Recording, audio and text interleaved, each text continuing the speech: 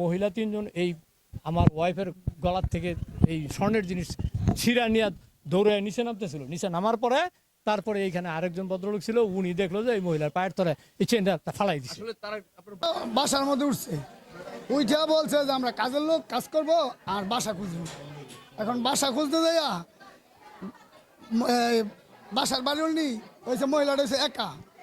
ওই একার হিসাবে হ্যাঁ তিনজনের তিনটা কাজ করতে যায়, একজনের গলার চেন কান্দা সিরা নেমে পড়ছে।